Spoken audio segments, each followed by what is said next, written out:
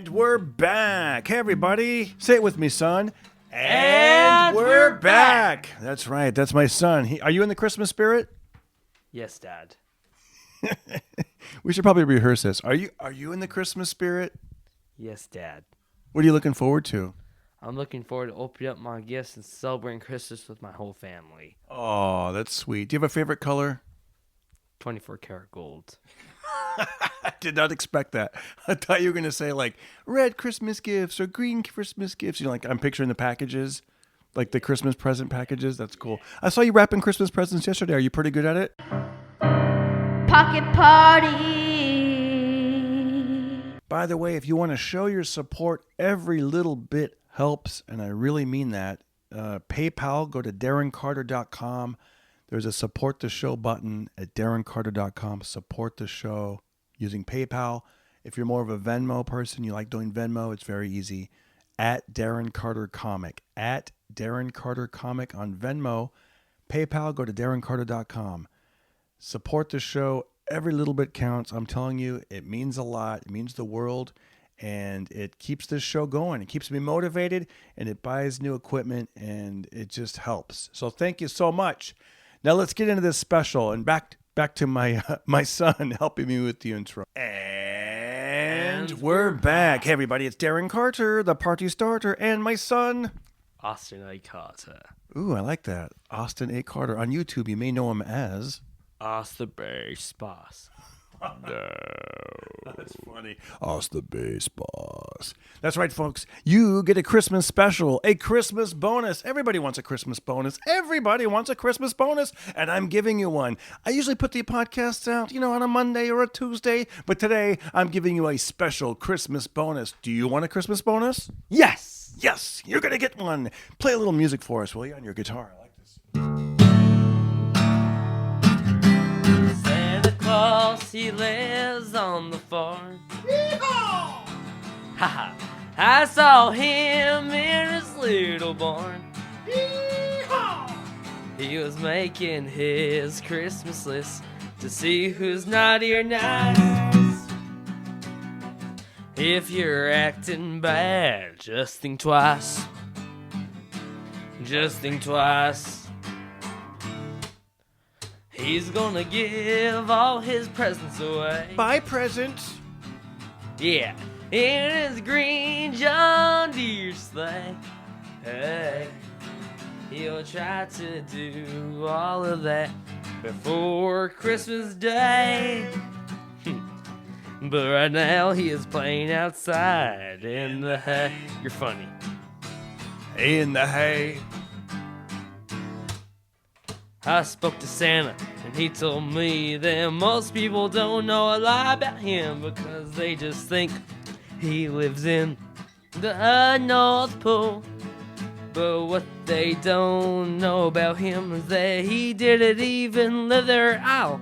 Instead, he lives on a nice looking farm.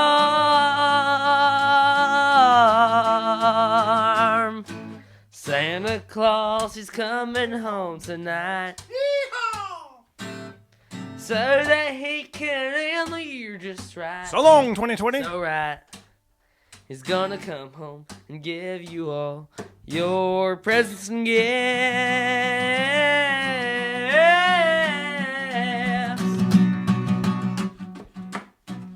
There's no more left to the song, so I guess that's it. So I guess that's it. That's it. No. Merry Christmas, everyone. And Wow. Happy New Year. Happy New Year. That's Austin, Os the Bass Boss. Go check out the video on YouTube. Os the Bass Boss, all one word. He wrote that song on a Thursday. We filmed it and recorded it on a Saturday and a Sunday. And shout out to Gnarly Charlie in Fresno. He played it on the radio. That was so cool. And so I uploaded it on Sunday, and I did the interview with Gnarly Charlie on Friday, I think, And now I'm right here with my dad playing the same song. That's right. I love it. I love it, man. Anyways, you guys listen, Christmas bonus. It's a little Christmas song. Frazer Smith's a great guest. We're going to talk a little bit about this song in the interview. So just so you know, a point of reference. And as you're listening, if you get bored, you want to go over to Us the Bass Boss on YouTube. Go check it out. He did a really cool video, and this is a great special, and I want to thank you guys for taking the time to listen to it and play a little music on the way out. Do that same song. There you go. All right, guys. Merry Christmas. Don't hurt nobody. Santa lives on a farm. Play little Santa lives on the farm. Here we go. Do it again. One more time. One more time. Hit it again. Santa Claus, he lives on the farm. I saw him in his little barn. He was making his Christmas list to see who's naughty or nice. Doing its 2 semitones lower now. All right, y'all. Merry Christmas, everybody. Happy New Year! And we're back. Hey, everybody. Special guest on the Pocket Party Podcast, Mr. Frazer Smith. What's happening, D? Merry Christmas. Merry Christmas. I got to ask, where are you calling from? Where is your mystery location today? Well, I am in Fresno today. I'm doing my radio show up here. I got stuck in some traffic, though. Apparently there was a log jam of cars on the Mommy and Daddy Freeway, which goes right by my favorite farm. I was going to try to stop in and see Santa. You know, he lives on the farm up there, and but I couldn't because traffic was backed up. So I drove straight to the radio station, and I'm here. They've got me doing the afternoon shift here. Oh, that's the best shift, man. That way you can sleep in, and you can go out later that night. Yeah, perfect. It's always the best shift. Now, afternoon drive. I think COVID even hit the. I want to say it was either the Arctic or the Antarctica today. I saw it said they're like it's reached every continent. But are you in a pretty safe bubble doing afternoon radio in Fresno? Like, is there anybody around? I think I am. I feel like I am. Yeah, it's just me up here. In the studio by myself, so I'm pretty good. I think. But you're right. It was scary to see that happen in the Antarctic, because I understand that, for example, they had a seal up there that lost his sense of smell and taste, and that's where they knew right away that they had something going on. So yeah, I mean it's everywhere, unfortunately. Seals happen to like beach balls. I don't know what it is about a beach ball, but a seal loves to balance those beach balls. They do. They really love that. I was reading a thing about David Lee Roth, though, when he was with Van Halen. He hated beach balls. And, in fact, seriously, if they were beach balls that people were bouncing around in the crowd, he would stop the show. He would have them throw the beach ball up there. He wouldn't start the show up again until they threw the beach ball up on stage, and then he would puncture it. Yeah. And then they got back at him at the end of the tour, the last date of the tour. They got back at him because all of a sudden, at the end of the show, they had hundreds of beach balls fall from the ceiling. And David flipped out. He was very upset. He's like, the tour's over. Imagine I just realized there's a singer called Seal. Now, what if you threw beach balls at Seal? Well, that would be probably not a great idea. Seal is a former boxer, so you might not want to do that. But he used to train at my buddy's gym. Oh, man. See, I never knew that. Yeah. See, I'd like to see if we could hook up a boxing match between him and Jake Paul. I know. How would you like to be referred to as a former boxer? That sounds pretty cool. People just knowing that you're a former boxer, people might not want to mess with you. Yeah. I think it's good to have that on your business card. Former boxer. Yeah. I put that on my card anyway. Just put it on there. Black belt, former boxer. And then very small print, radio DJ and comedian. Yeah. So how are things? What's going on with you? Are you ready for Christmas? I'm good. I'm ready for Christmas. We did our shopping, and then you could tell a lot about a person by how they wrap the gifts. And sometimes you can just guess. I've been just asking my friends, like, when it comes to wrapping a gift, how do you do it? Because there's certain people, like you can just picture like every crease is folded, every corner is like sharp, and then there's guys like me. I just put it in the middle of the paper. Wrap it up. It does its job. I just kind of put the tape around, and as long as it covers what's in there, that's what I do.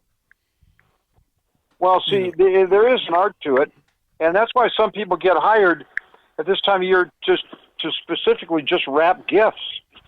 Yeah, like I was never one to like I think the same thing applies to like origami or like paper airplanes. Like, I have one paper airplane that I can fold and it actually kind of works, but I've never been one of those guys that's like the perfect paper airplane. How is your paper airplane skills?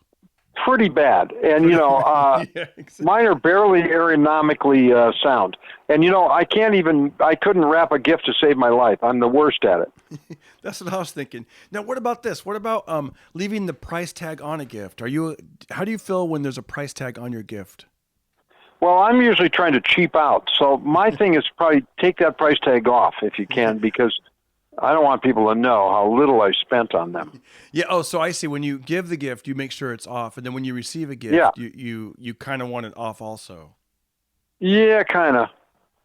And what about stocking stuffers? Are you into the stocking stuffer? Is that something that you care about, or not really? Or I always thought that was kind of a weird tradition. I'd rather get the big gifts, the little. So, well, you never know. I shouldn't say that. yeah. If somebody gives you a watch or something, or that's small, but it's a nice gift. Yeah, I take that back. I think that's fine. Yeah, I feel like but you're right though. There's something about like what you just said, like our first instinct when we're kids. It's like, and we just think that way. The bigger the box, the better the gift. Although you're right, you never know. Like nowadays, it could be like a tiny little gift, and there could be like an SD card or something like I don't even know. Like everybody wants like, these PS5s. Well, not everybody, but well, yeah, and my brother gave me a gift the other day that I thought was like something like playing cards or something. I'm like, oh, great. And I look in and there's a big check in there, which I was ready to throw it out. I almost threw it out. Good thing I looked. You always, that's the thing. You always got to look. Like whenever I get any kind of like birthday card or Christmas card, I always make sure I open the card up really wide and kind of turn it upside down and kind of shake it. Make sure there's nothing in there that's like, yeah, you didn't get my somebody gift card? somebody might be giving you a surprise gift that's smaller and you didn't think about it. So yeah. Yeah, now they do gift cards. I remember when they used to have gift certificates, and it kind of looked like a check. And I remember I had looks of disappointment one year when I literally, at the last minute, went to Barnes & Noble, and everybody knew because it said, like, December 24th, 11:59 or whatever. They knew. Yeah. They knew, like, this guy went to, like, closing time. Or maybe it was, like, December 23rd. It was the day before Christmas Eve. Yeah, it's always a dead giveaway when they leave the thing in there that has the receipt that has the date on it. Exactly, the date and time. I really cared about you. I bought this at I was thinking of you. 11:58. Yeah, that's what's cool about people that make their hobbies known. That way, they're a little bit easier to shop for. Where you're like, oh, I know this person likes blah blah blah, and then sometimes you'd get like grandma or whatever. She would know what your interests were 3 years prior. So now you're 13, but you're getting like a Scooby-Doo toothbrush or something, and you're like, thanks, Grandma, Yeah. but like I'm kind Grandma, that's 3 years old, behind the times, but thank you. Yeah, I was into Scooby-Doo when I was 9, but now I'm into girls. Okay, that's a Scooby-Don't roll. Scooby don't. Yeah. What's the biggest? Remember that one year Tickle Me Elmo was like the thing, like. Yeah, Yeah, they're taking me Elmo doll. Well, they've got one new this year. They brought those back. They've got it's now the Please Don't Sneeze or Cough Near Me Elmo doll. It's COVID friendly. That's funny. You probably pulled a string and it says something like. Yeah, you pull a string on this one and it goes, I've got a temperature. Elmo's got a temperature. Yeah, And, it's the other day we were at my brother-in-law's house, and he my wife was like, okay, Austin, don't play on the don't look at YouTube, don't play on phones, just keep yourself occupied. And there was a tape measure because they're having some construction done, and so he takes the tape measure out and he starts playing with it, like, hey, I'm fishing, everybody, or I'm he pretends a fishing pole, or look what it is now. And at one point he locked it and made sure it was like 6 feet, and he starts going around and making sure like how far everyone is away from each other. And you know what I realize is 6 feet is further than people imagine. Like it literally, like it's funny because I drove past a line at Porto's yesterday in Burbank. There was a line of people, and I thought they're not really 6 feet apart. They in their mind they think they probably are because they're close. They're further than they normally would be, but they kind of look like they were about 4 feet from each other. Yeah, that's a good point, and Austin's onto something with that. I mean, you really, it is farther than than you think. And some people and the other thing is a lot of people in line start creeping closer together as the line takes longer, right? Yeah. Although you can also tell about how old a movie is that way, because I saw a movie where they had a line in it and they were all really close together, and I go, that's got to be an older movie. Now, speaking of your son, Austin, I have to give him a compliment. He has this song that he did that you sent me. It's tremendous. And what is it called? It's called Santa. Yeah, it's called Santa Claus Lives on the Farm. Santa Claus lives on the farm. I was very impressed with his ability and his singing, too. It had a nice melody to it and some funny lyrics. Didn't they play it up in this Fresno area somewhere? Yeah, it was great. He wrote the song. Okay, I might get the facts wrong, but he wrote the song on a Thursday. He filmed it that weekend and put it on YouTube, and it started getting views and hits and interest. And my buddy, he's a radio DJ here, Gnarly Charlie, on the Country Channel. They did a whole. I love Gnarly Charlie. Yeah, great DJ. Shout out to Gnarly Charlie. And they it was so awesome, man. He had us both on for about 8 or 9 minutes, which is a long time for morning radio, especially nowadays. I mean, they're just ready to hit it and quit it and get into the next song. But yeah, it was so cool. And they were just so kind. They asked him. It was his first time ever on the radio. It was like a radio exclusive. And I take that back. He called in once and I think he did an impression on a KRT 101 and did do a contest or something. I think he did Yoda or something. But I mean, to interview him, to ask him questions, and it was great. It was really cool. And I told him, I go, you're onto something. I mean, that's a great idea. Santa Claus lives on the farm. And we shot the video, and part of it's green screen, part of it's real life. I thought it was very good. I was impressed. It, he has a knack for it, and the key on those novelty videos always is the lyrics. As you know, you've done a lot of these, and you're good at it. His lyrics are very clever. That was I used to love. That's what got me into comedy. Back in the day, I used to love novelty songs, Dr. Demento. I loved it when morning DJs would have their own take on stuff, and just the creativity. Rap was popular when I was growing up. It just kind of became a thing, and that was something that back then anybody could kind of do because the rhymes were really simple. They were like, man, I walked down the street, I listened to my beat, I moved my feet. The sugar was sweet, It was it was easy, and it was cool. It was almost like you could do this at home. You too can rap. You know what? It's funny you say that because I was watching some old rap just to see, how you're going through the YouTube and a couple of MC Hammer cuts came up and I watched those. And, I was a big Hammer fan back in the day. But it was really, the rap was so simple back then, in terms of the rap style and everything. I mean, he was a fantastic dancer, though. I got to tell you, I was impressed when I looked at it. I go, wow, Hammer really could throw down. He was great, and it was nothing like it at the time. So you'd see all these dancers on stage, and it was just the whole music, and then they'd take a familiar song that you're already familiar with, and can't touch this, do, can't touch this, do. It was like, wow, it's a familiar song, and then they rap over it, and it was, of course, it's going to be a hit. Yeah, no, he was really good. But rap in general back then was simpler in terms of the lyrics.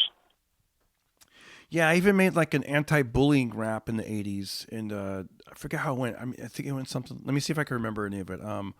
Something like bullies out. Oh yeah, it goes bullies out. I hate them because they always mad. Bully. See, I already forgot it. It was something like bully took my bike. Something about bully taking my bike, and then he put me in a garbage can. And I remember the hook goes, "We hate bullies. Can't stand bullies. Oh no. Can't we hate bullies? Something like that. Bullies. I'm glad I think you really solved the bully problem for a long time. Exactly. As soon as that song stopped being played, though, bullying came right back immediately. Oh, yeah, it came back tenfold.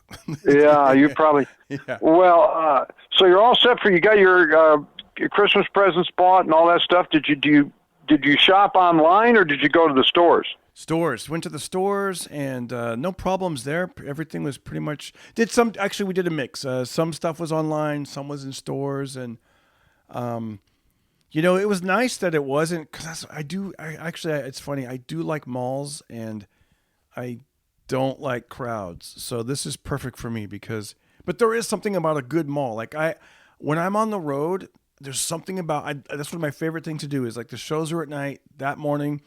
Generally after I do morning radio, I have them drop me off at a mall, and I like walking around a mall during the day. It's like I don't know what it is. There's something about the stimulus. Like you're hearing music, the sights that you're seeing. I'm coming up with ideas. I'm getting the energy out by walking the mall. It's a little bit of exercise, and then sometimes you'll visually see something, and it'll make you think of a joke or an idea.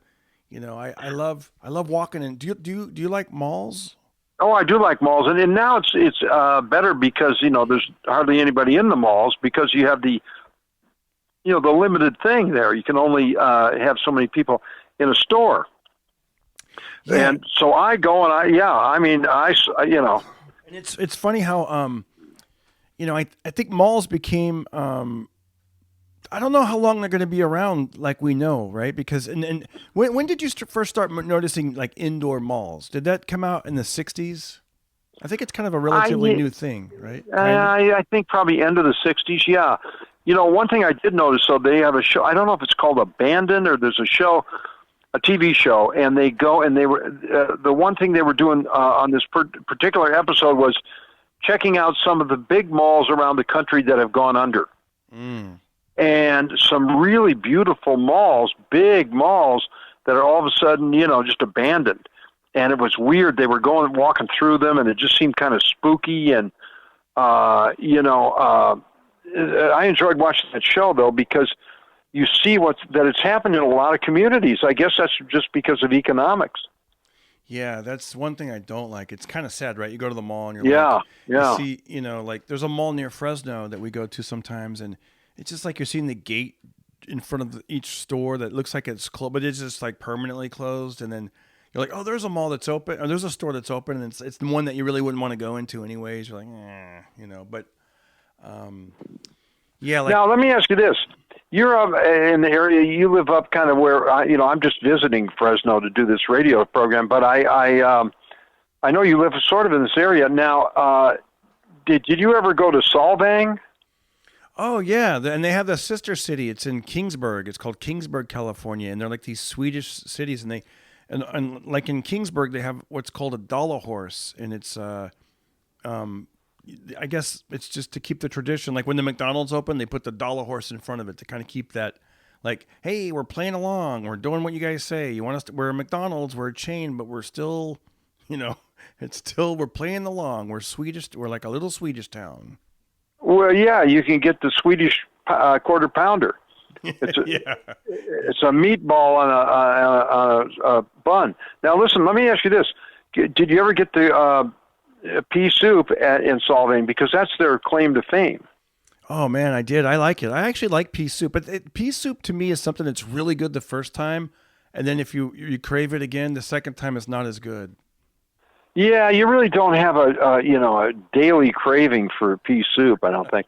But there's some comedian, and I can't remember who it was, and I can't remember any of the bit, but he had a whole bit about why would you pick pea soup to build your town around, In other words, why is that what you picked as your Anderson's your pea hook? Soup. Yeah, I think it's called Anderson's pea soup. Yeah, why was that the big hook? I think I got turned off by pea soup, playing those Vegas casinos, because you'd go down, they'd give you the card to go to the employee cafeteria, and I'd be like, oh, cool, pea soup on Monday, and then by Tuesday you're like, oh, cool, pea soup, and you're like, And then Wednesday, you're like, and then, man, by Thursday, Friday, you're just sick of it. And then you still see it, and you don't even want to smell it, and you're like disgusted by it by Sunday. Oh, yeah. The smell is not good when you don't want it.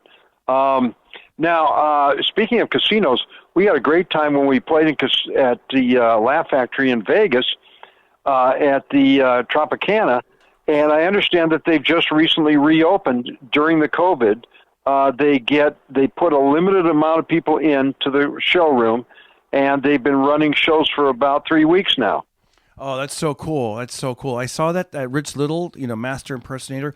Well, Ronald Reagan. I'm Jimmy Carter. All that. Vote for me, Frazer. I'm Jimmy Carter.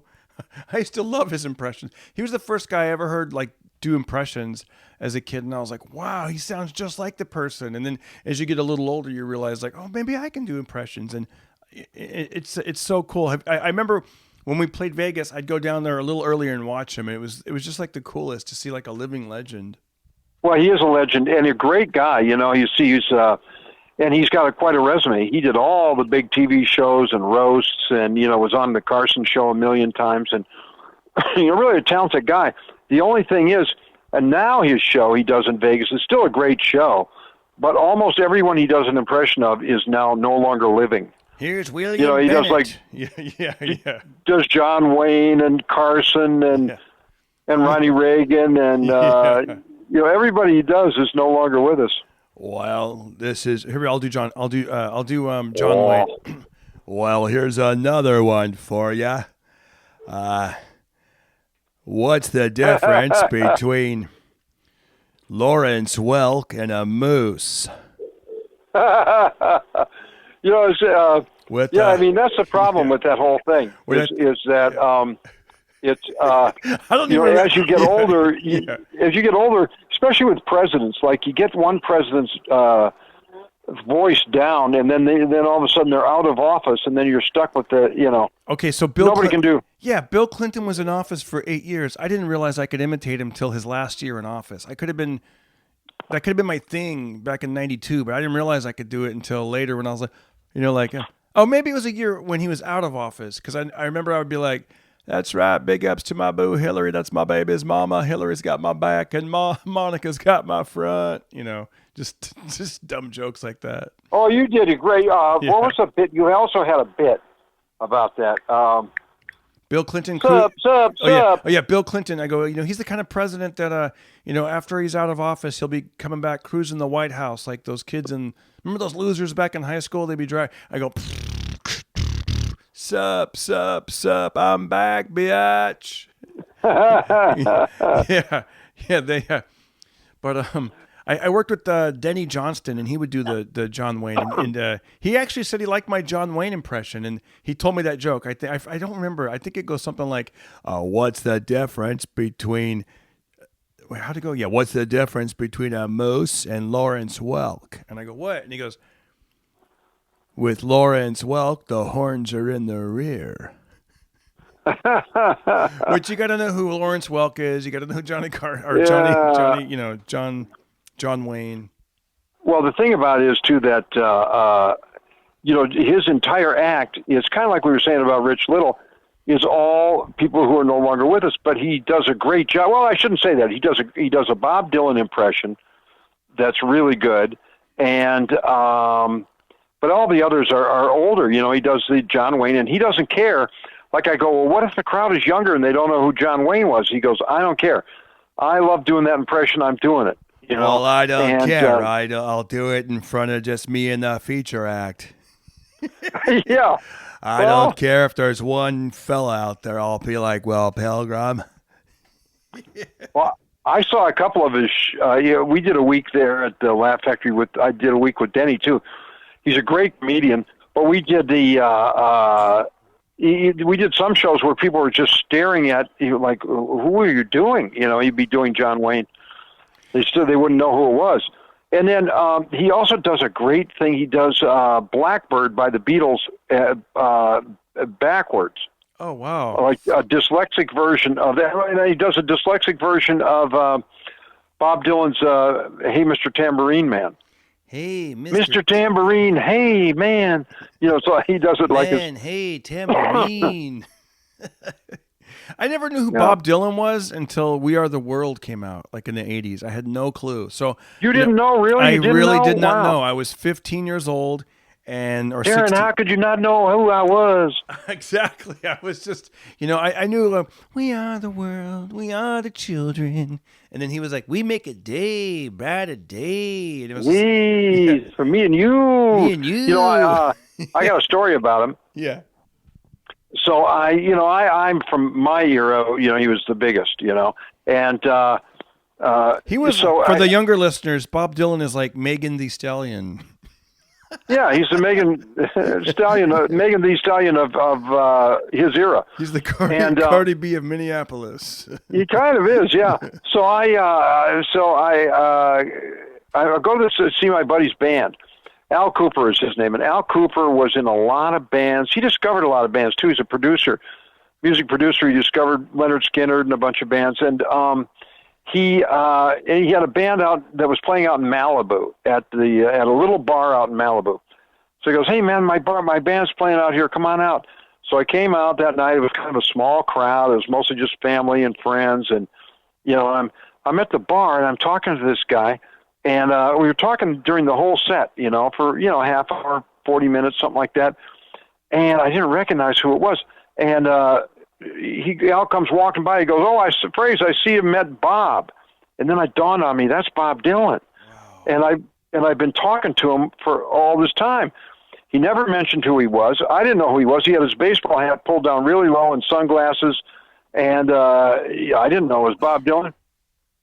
So what was funny was we were really yucking it up, and I was having a really kind of normal, casual conversation with the guy. Yeah. All of a sudden, when I found out it was Bob Dylan, I was all tongue-tied. I didn't know what to say. I'm like, Mr. Dylan, hi. That's funny that happens to people, right? We like they, we get, yeah, I could totally imagine, like, oh, yeah. Well, hi there, Mr. Dylan. Yeah, you're just going through his catalog of hits in your mind. You're like, hey, knocking on heaven's door. Yeah. But it's funny that I also didn't recognize him.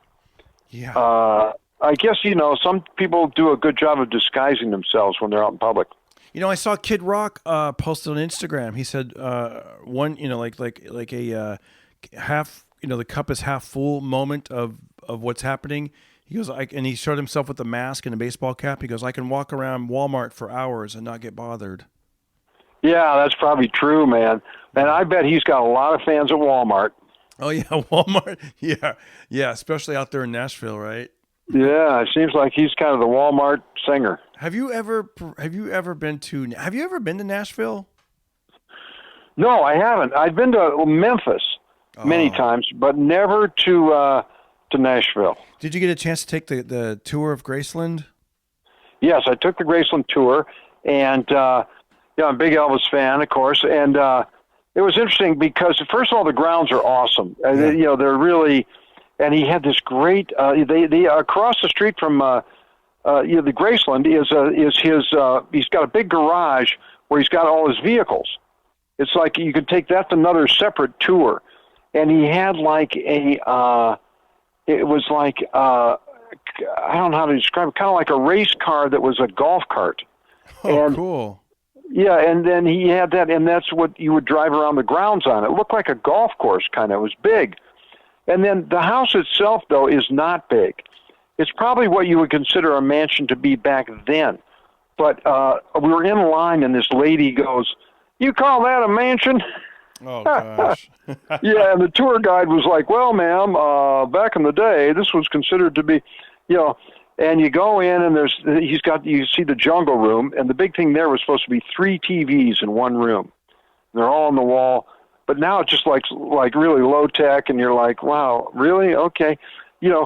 But then there's other things that are really cool. Like there's like a balcony or a staircase that goes up, and everyone wants to go up the staircase, and they go, "We've never let anyone go up the staircase.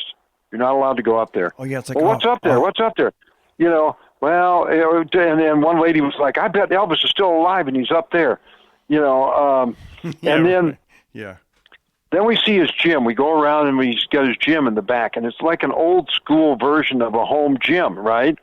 And it looks kind of cool, but it also looks kind of like, it's not real fancy or anything.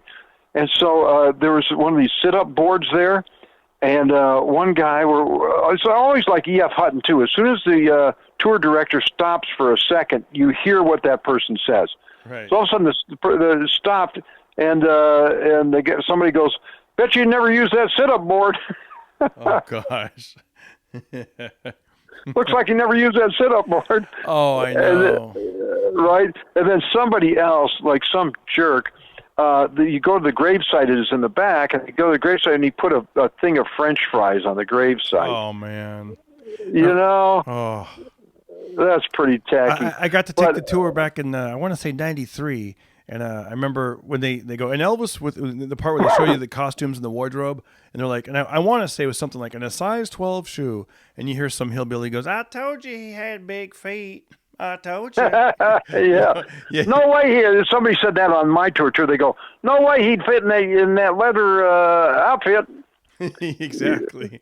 They're so rude. You know. And then they're probably like twice the size of what he was, you know. Oh, sure. They're all huge. Yeah. Yeah, see, he was big for that time, and the house was big for the time, but you put Elvis Presley in 20 or 2021, it's like, nah, he's normal nowadays. Well, you know what, still more talented than anybody. But, you know, a super talented guy, you know, and I love all that kind of nostalgic stuff. We went to Sun Records. That was cool. And that's a lot, but all of it, you're right, a lot of it's like much smaller than you thought.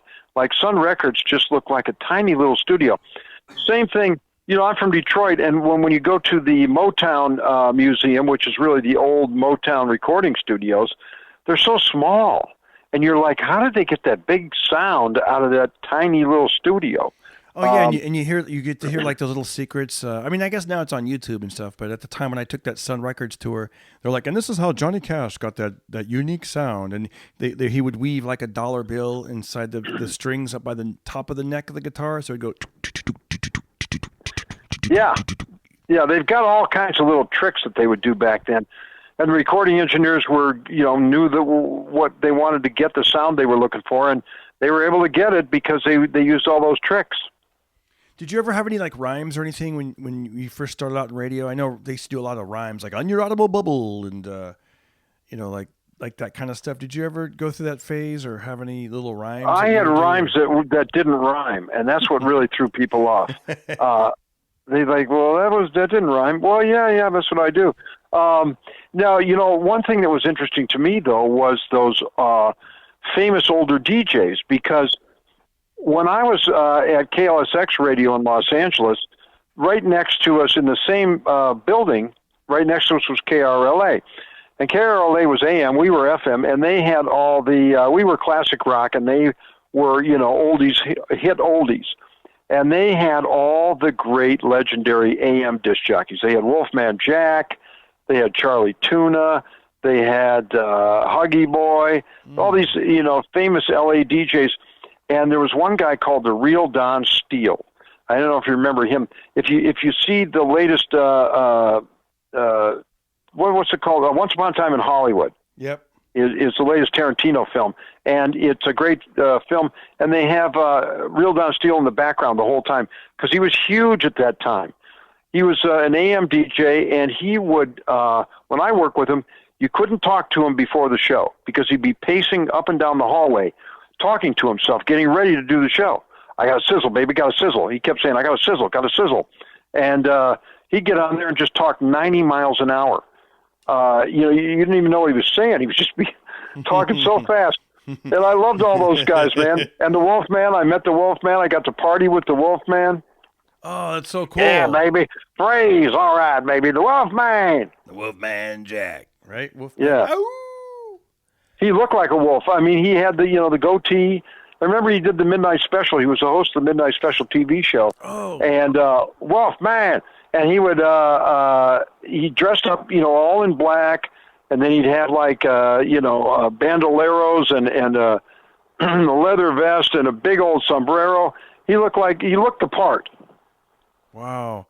When I very first started doing comedy, I used to go up and do this character where I would act all nervous, right? I act all nervous. I'd have my glasses. I put these fake glasses on to really, look like a real nerd, and I'd go, "Hi, I'm Darren Carter, the party starter." And then I would do this long, radio DJ rant from, the 50s, that style.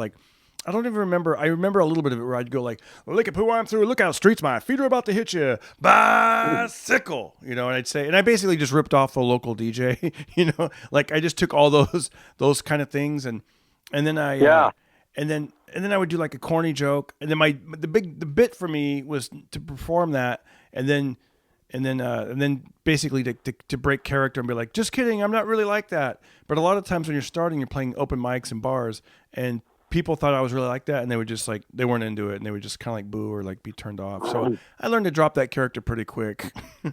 Well, here's my Wolfman story. We had the Christmas party for the radio station out in Malibu, and we were at the Sea Lion, and it's right on the beach. So Wolfman at one point, he goes, Frazer, come with me. So, okay. So he goes out to his car, and he gets a gun. Oh, man. And, yeah, so I go, whoa, what's he doing? So we go out on the beach, and this is for real.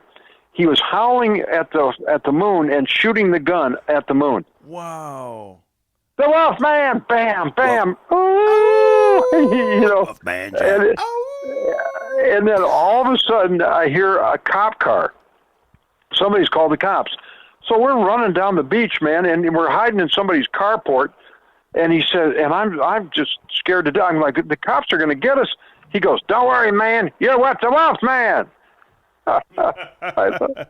I thought, well, I hope that works on the cops. Anyway, we never did get arrested, but he was just shooting out over the water, just shooting in the ocean, just the bullets. Yeah, shooting up in the air at the moon.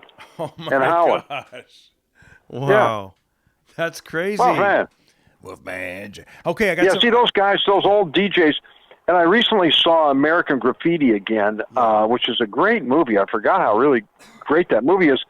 He's in that. He's kind of the mystery guy in that. They're driving around all night long, and hanging out doing their thing, and you keep hearing him in the background on the radio. I gotta rewatch that. I should look at clips on YouTube.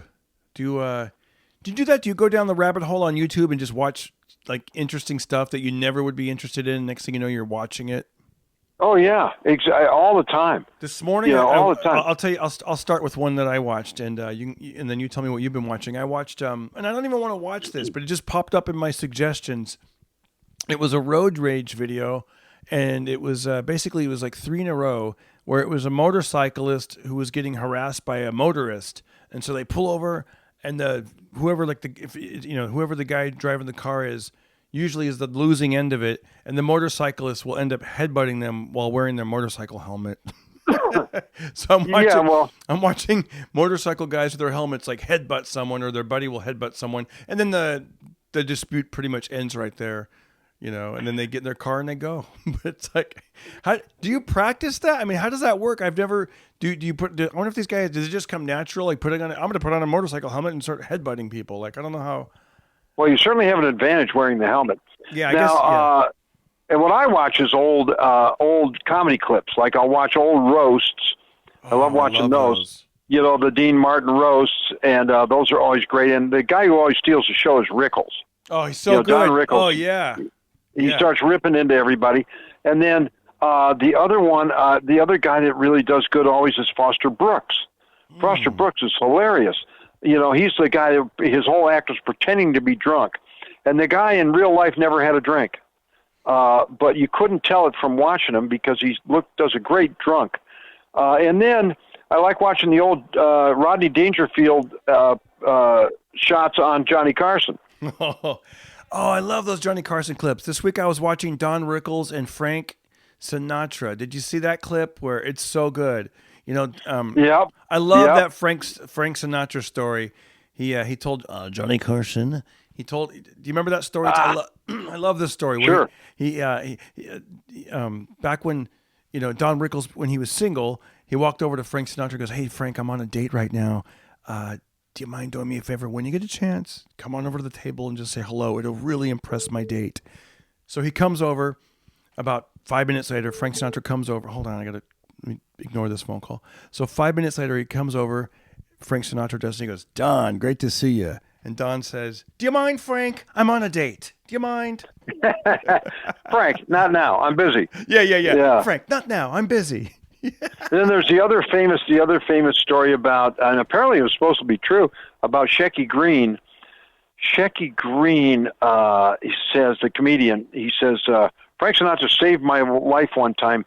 Some guys were mugging me and beating me up outside of Caesar's Palace, and Frank walked by and he said, "That's enough." That's enough. That's enough.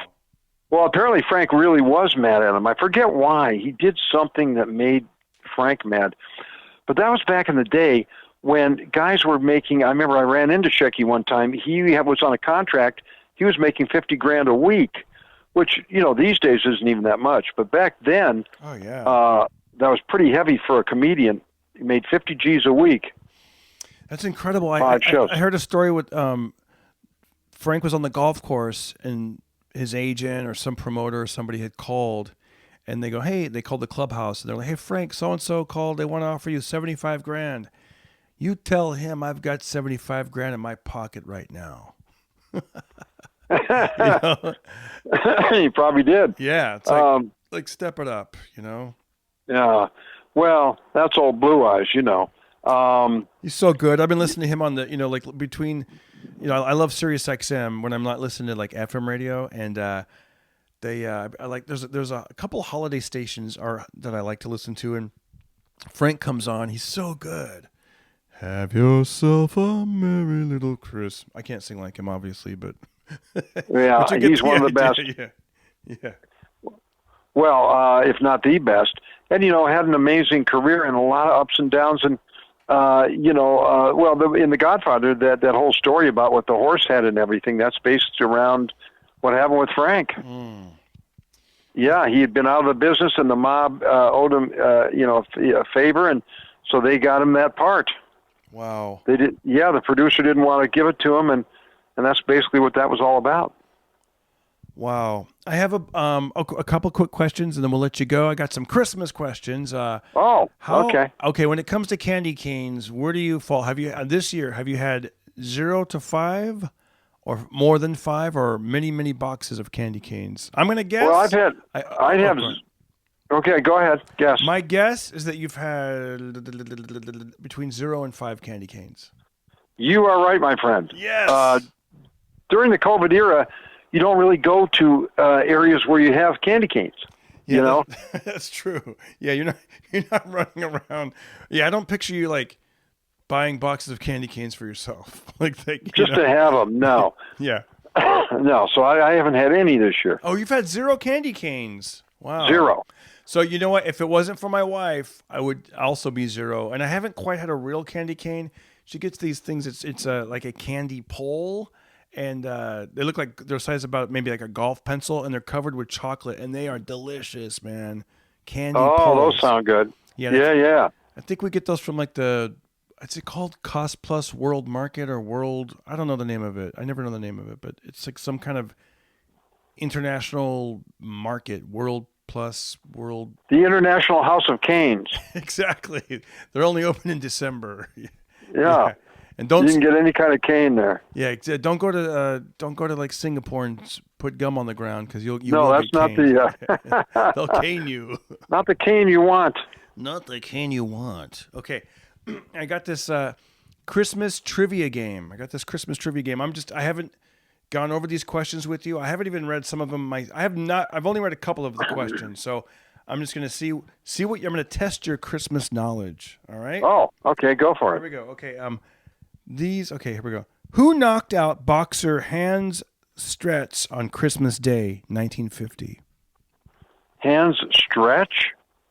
It says like H-A-N, Hans, and then the last name is S-T-R-E-T-Z, Stretz. He did this. He knocked this guy out Christmas Day, 1950. Is this an actual boxer or yeah, an actual boxer? You're gonna know the answer because when I say the answer, I've heard of the guy. So actually, you could probably just think of any popular boxer from 1950 and you'd guess. All right, I'm gonna go with Emil Griffith. Sugar Ray Robinson. Ah, okay. All right, next question. This will be pretty easy. That was a tricky one there. Yeah. Oh gosh. Okay, I'm really gonna butcher this name. Kung His Hissen Nien Bing Chu Shen Tan is Merry Christmas in which language? Mandarin, Latin, or Urdu? I'm going with Mandarin. You are correct, sir. All right. Yeah. All right. What pole did Robert Scott set out for on Christmas Day, 1911? I'm going to say South Pole. You're right. Wow. All right. Good. How did you know? You just guessed? I mean, Just a guess. There's only two Yeah. choices, but you guessed it. Yeah, you're really, it's 50-50 on that one. Yeah. I thought you were going to say North Pole since these are Christmas related. Wow, you're really good. You should go on like Jeopardy or something. Well, I don't know about that, but you only, like you say, it's 50-50. Okay, here we go. Next one. Oh gosh, this one's hard. I would not get this one right. How do you spell Bethlehem? Okay, BETHLETHEM. Incorrect. According to this paper that I'm holding, Bethlehem is spelled. You got the first part right. Beth, BETHLE, Bethle, and then it's HEM, Bethlehem. What did I say? Didn't I say that? I think you said that. I think you put a TH. Oh wait, maybe you did. Damn. HEM? Beth. Oh, anyway. Yeah, maybe you did. Gosh, I'm sorry. Listeners, I'm sorry if I made a mistake. I do that a lot. Okay. I think I got that right. got it right. Ding, ding, ding. All right, so I got 3 out of 4. What do maidens, barren wives, sailors, infants, students, thieves, and Russia all have in common? That's a hard one. Can I just skip it? Wait, let me see if Okay. they're all giving money to Hunter Biden. Exactly. They all share Saint Nicholas as their patron saint. Oh, okay. Yeah. See, maybe I should pre-read these because some of them are just too hard. Okay. That was a tricky one. Yeah. Oh, here's a good one. Who said, "What I don't like about office Christmas parties is looking for a job the next day"? Who said that? Woody Allen or Phyllis Diller? Oh, see, that was probably, I would have to say, Woody? No, Phyllis Diller. Oh, Phyllis! What I don't like about office Christmas parties is looking for a job the next day. It's actually a pretty good line. It is a good line. And true. What does Charlie Brown set out to find in the made-for-TV special, Charlie Brown Christmas? Charlie Brown starts out to find in the made-for-TV football? No, the true meaning of Christmas. That's a hard one. Oh, okay. All right. This I don't think I'd get this one. What is Santa's name in France? What is Santa's name in France? Okay, let's see. It's France. Santa. Saint Nick? No, it's something like Pierre Noel. Pierre Noel. Okay. These are hard. These are really hard, I think. I'm getting most of them, though. So far, I've gotten them all. Okay, here's yeah, you are. This one. You might get this one. What color is the '54 convertible requested in Santa Baby? Do do do do do do do do. Santa Baby. She wants a color. What color is the '54 convertible requested? I'm going with red. No. What? Think Frank Sinatra. Think right, Democrat. okay. Think sky. Think ocean. Think, hey, my balls. Blue. Blue. Yeah. Blue. What blue, color yeah. is the 54? Yeah. Painted in blue. Oh, yeah. True. Or whatever. Here we go. How far back does the traditional flaming Christmas pudding trace its roots? Never even heard of it. How far back does what? Yeah. How far back does the traditional flaming Christmas pudding trace its roots? I never heard of. Have you heard of this? How far back? I would say probably to. Oh, wait. There's some choices. Hold on. Okay. So how far back does the traditional flaming Christmas pudding trace its roots? 1570, 1670, 1770. Oh gosh, I'm going to go. Let's see. We'll try in the middle. 16. Yes, correct. Finally, I got one. In the movie "It's a Wonderful Life," what did the angel Clarence receive for accomplishing his task? He received his wings. Yes. I finally saw that movie last year. You sounded like the Christmas ghost right there. Yes. He gets his wings. Yeah, you saw. Oh, see, who would get this? I'm not going to even ask you this. How do Japanese children refer to Santa Claus? See, How do Japanese? Yeah, okay. It's like a foreign word. Santa no Ha-san or Uncle Santa. Santa song. Yes. Oh, here's a good one. You're a music guy. Pop star Dido. No, see, I already would have got fired right there. Dido. Pop star Dido was born on Christmas Day of what year? 1961, 1971, 1981. Hold on. I She's like, I only know her from that Eminem song. Yeah, that's all I know her from, too. Well, I would have to say probably, hold on a second, so that'd be 19... So 61, 71, 81. I'm going to go with 81. No, the answer is 1971. Yike! I know, I already guessed 81 also. Yeah. So she's 49? Wow. Okay, here's a very easy... I'm going to rearrange this question because I really want you to get this. Okay. Annie Lennox from the Eurythmics was born on what holiday? Well, let's see. St. Patrick's Day. No, Christmas. Remember, these are Christmas trivia questions. Oh, that's right. Yeah, the original question was what member of the Eurythmics was born on Christmas Day, and then. Okay, I always just think of her as being Irish, although I don't think she is. Oh, I got a question for you. Yeah. If you were to guess what year she was born?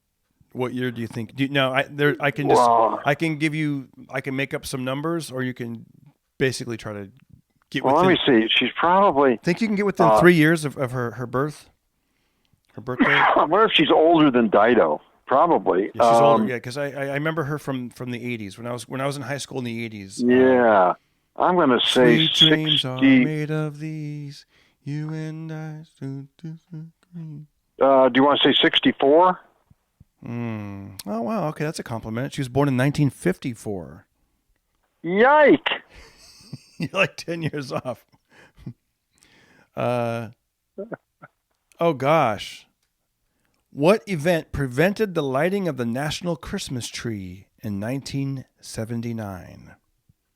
The American hostages being released. Yes, the Iran hostage crisis. Yay, I got one. Yay. All right. Who is Fred Claus in the movie Fred Claus, Santa's son, Santa's brother, or Santa's dad? Santa's brother. Yes, that is correct. Are you Catholic by any chance? No. Okay, because I have some Catholic questions. Oh, okay. I don't think I would know the answer. I'll give for the Catholic listeners. What two colors are the candles on a traditional Catholic Advent wreath? And those two colors are violet and rose. Oh, would have got that wrong, my friend. I would have got it wrong. Oh, here's an easy one. We'll end on this because you're a music guy, and I think you'll. And I want you to go out with a bang, and I think you will. All right. During the week of Christmas in 1969, what Peter, Paul, and Mary song was the #1 hit? Blowing in the Wind. No, 1969. During the week of Christmas, 1969, Peter. I'm your host, Frazer Smith. 1969, we got Peter, Paul, and Mary with the #1 hit. It is called. If I had a hammer. Let's see. That's good that we get a bonus round. The answer is Jingle. What? I'll give you a hint. It has something to do with flying. Well, leaving. Oh, leaving on a jet plane. Yes, leaving on a jet plane. Yes. Okay, here we go. All right. True or false? The Catholic Church in Boston once banned "I Saw Mommy Kissing Santa Claus." I'd say yes. Yes, that is true. That is true. True or false? Canada's 28th largest city is named Christmasville. 28th largest Canada? I'm going to go with no. Correct. False. There is no such place. I got it. In the Christmas carol, "We Wish You a Merry Christmas," who are we bringing good tidings to? In the Christmas carol, "We Wish You a Merry Christmas," we are bringing good tidings to all. To you and your kin. Oh. Well, that would be if... Oh, okay. Yeah. Are you familiar with Charlie Brown Christmas? I'm not really that familiar. No, I'm not. But where did they originate in Kentucky with that one or what? All right. You and your kin. Nobody says kin, are they? With you and your kin. I think kin sounds crazy, and so does the word clan. You hear people go, "We're part of the Carter clan." I'm like, I don't really want to be the Carter clan. I'll just be a Carter. I don't need to. Yeah, we don't need to. Yeah. We're the Smith clan and the Smith kin. My brother, who's kin to me. Oh, I got a question for the audience. All right. Earlier in this podcast, Frazer Smith said that his brother sent him something. What did Frazer Smith's brother send him? I know. No. Oh, I can't answer that? Oh, Yeah, okay. yeah, you can answer it. You can answer it. He sent me a microphone Oh, I thought for you my said, computer. Oh, did he? Oh, I thought you said he sent you like a check or something. Well, he did that too. Oh, He sent me both. Oh, maybe I should take one of those 23andMe kids. Maybe he's my brother. Yeah. Why not? Yeah, why not, right? In the traditional children's rhyme, Christmas is coming. Where are we asked to put a penny? I don't even know that song. I don't know that song either. In the But tradition, I know where you can put your penny. hey, when I'm at the strip club, I know where I put those dollars. No, okay. Yeah. It says in the old man's hat. I never even heard of that. Seems like a weird place to put a penny, but yeah. Here we go. Who wrote the Christmas story? The cricket on the. Who cares? Charles Dickens. I would have got that right. Oh, you would have. Dang it! Yeah. I gave up mid-question. I'm trying to end on a really easy one. These are actually kind of hard, and I got the answers right in front of me. It's weird when it's hard and you actually have the answers. I know. Okay. In the holly jolly Christmas, what follows? Ho, ho, the mistletoe hung where you can see. Somebody waits for you. What follows that line? Somebody waits for you. Ho, ho, the mistletoe hung where you can see. Somebody waits for you. Under the tree. No, not even close. In the hallway? Nope. I don't know. Kiss her. With a candlestick? It says, kiss her once for me. Kiss her once for Oh, okay. Oh, I see. Okay. me. You know, it's a bad Christmas when you're getting bored with these questions. You're like, can we just get it man, over? this game. Where did you get this game? Let's move over to New Year's now, Darren. Yeah. Okay, we're gonna It's like, pick another holiday. I know exactly. Oh God, I have no idea. Do you have any idea what was inside the first Christmas crackers? First Christmas crackers. I thought we weren't going to talk about the Klan. Wait a minute. Hey-o, you Christmas cracker.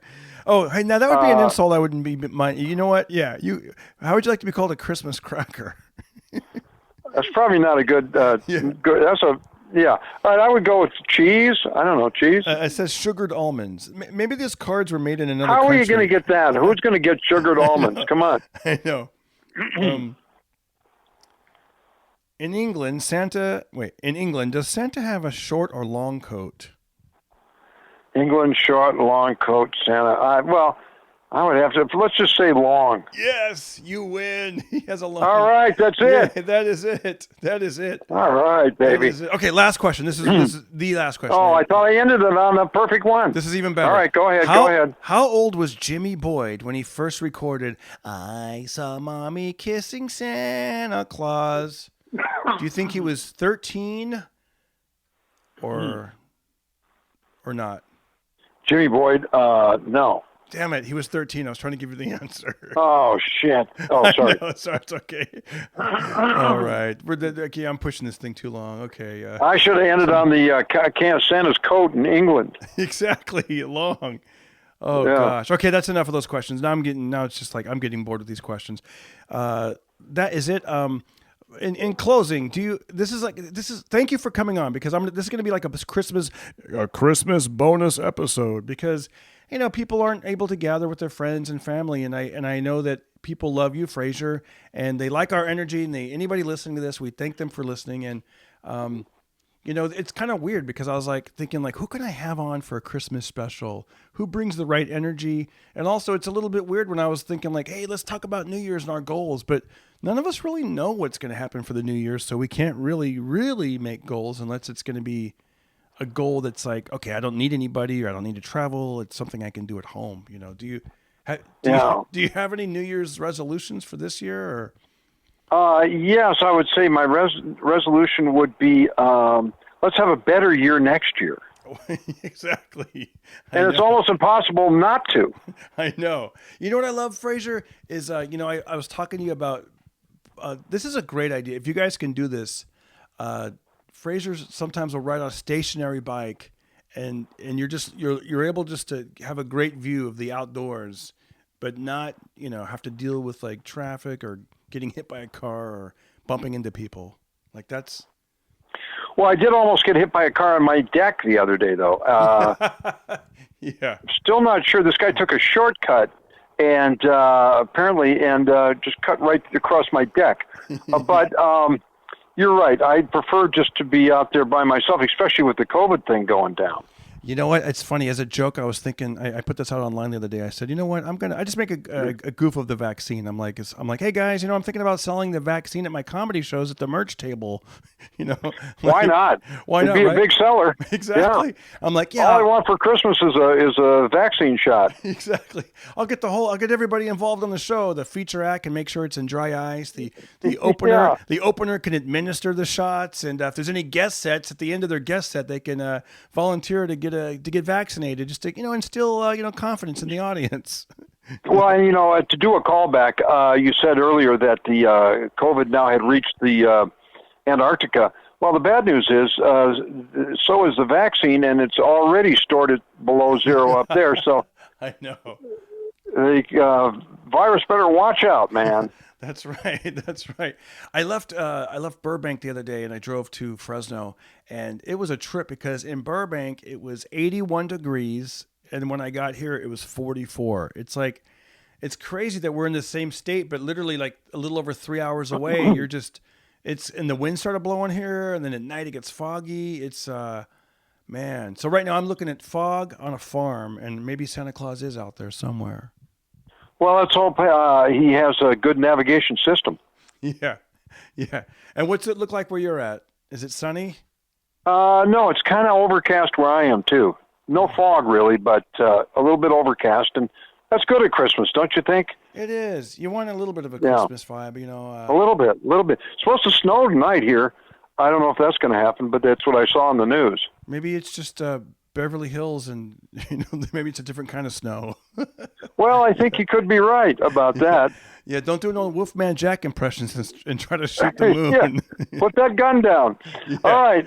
Frazer. Well, listen, you have a Merry Christmas. You and your family, you have a great family. And congrats again to your son, Austin. I thought that was a terrific novelty spoof that he did on that song. Oh, thank you. Yeah, he wrote it, recorded it, filmed it, and he's so active. And thank you for taking the time to check it out. And Frazer, Merry Christmas, Happy New Year. I can't wait to connect with you again. In my memories, it popped up that about a year ago we would go to the smokehouse and write jokes during the day. And man, I really want those days to happen again. So. Well, me too. And they even renamed it after we were done. They changed it to the Joke House. The Joke House. Yeah. So I hope those days come back real soon too. All your listeners, I want to wish them a Merry Christmas. You have great listeners out there. You guys be safe. And Dee, thanks for having me on the show again. You got it. All right. Don't hurt nobody and be careful. Santa Claus, he lives on the farm. Haha, I saw him in his little barn. He was making his Christmas list to see who's naughty or nice.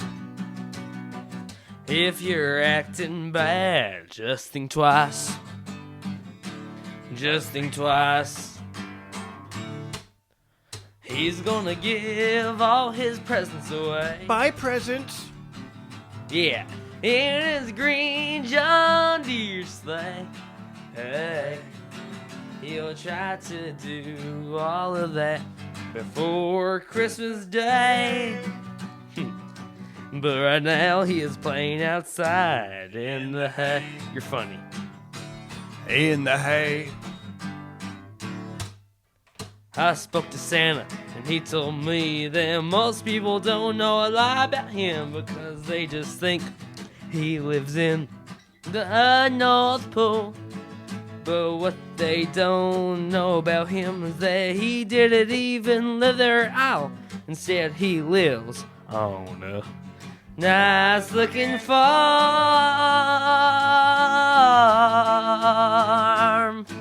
Santa Claus is coming home tonight. So that he can end the year just right. So long, 2020. So right. He's gonna come home and give you all your presents and gifts.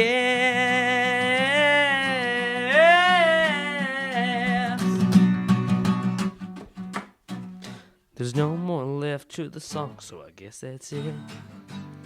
That's it. That's it. No. Merry Christmas, everyone. And Wow. Happy New Year. Happy New Year. That's Austin, Os the Bass Boss. Go check out the video on YouTube. Os the Bass Boss, all one word.